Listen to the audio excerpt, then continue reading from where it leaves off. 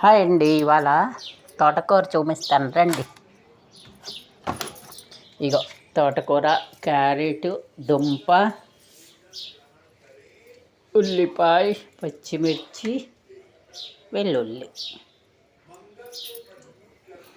ఇక ఇవన్నీ చూపిస్తాను రండి. ఒక 3 క్యారెట్లు తీసుకున్నాను, 2 దుంపలు, ఒక 2 కట్టలు తోటకూర. ఇగో నూనె పెట్టాను, కొంచెం ఆవాలు వేసాను, కొంచెం జీలకర్ర, కొంచెం ఇంగువ,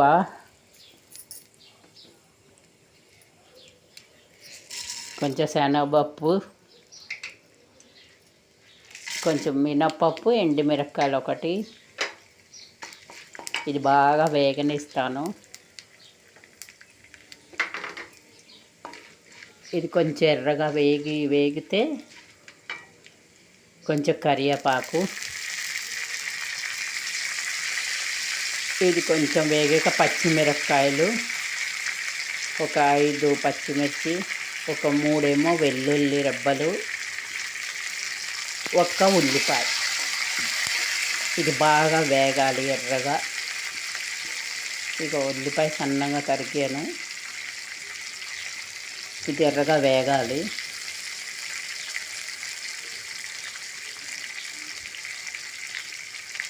ఇది బాగా వేగాక ఇక దుంపలు, 2 దుంపలు, ఒక 3 క్యారెట్లు తరిగాను. ఇది వేసి బాగా వేచుతాను. ఇది కొంచెం ఎర్రగా వచ్చిందాక వేగాలి, ఉల్లిపాయ, పచ్చిమిర్చి ఇవన్నీ. ఇక వేగాయి కదా, ఇప్పుడు క్యారెట్, దుంపలు ఇది బాగా వేచాలి. ఇక ఇలాగ వేచిన తర్వాత తోటకూర శుభ్రంగా 5-6 సార్లు కడిగి జల్లెట్లో పెట్టి ఉంచాను.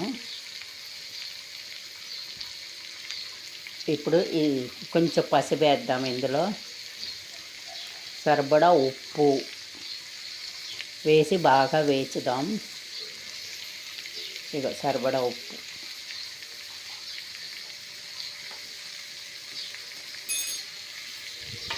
వేసి ఇది బాగా వేసాక దగ్గరగా వేగింది కదా, ఇప్పుడు ఇందులో తోటకూర వేద్దాం.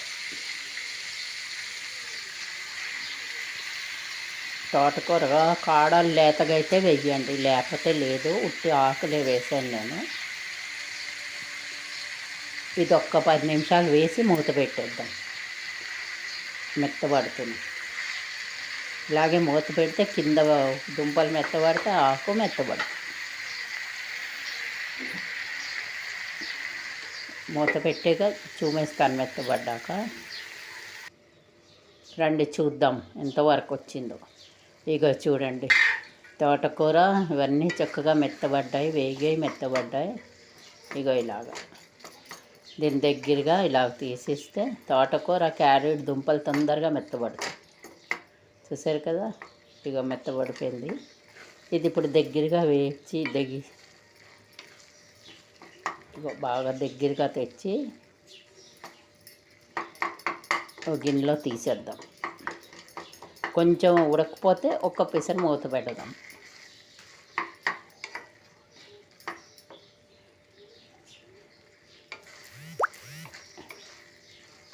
చూసారు కదా, ఇలాగా నీళ్ళు ఏం పొయ్యక్కర్లేదు, తోటకూరే నీళ్ళు, అందులో క్యారెట్. ఒక్క 2 నిమిషాలు మళ్ళీ మూత పెడదాం. ఇగో ఇలాగా ఇంకొంచెం ఉడికింది. గిన్నెలో తీసేసాను. చూడండి, లైక్, సబ్స్క్రైబ్ తప్పకుండా చేయండి. చూసారు కదా, తోటకూర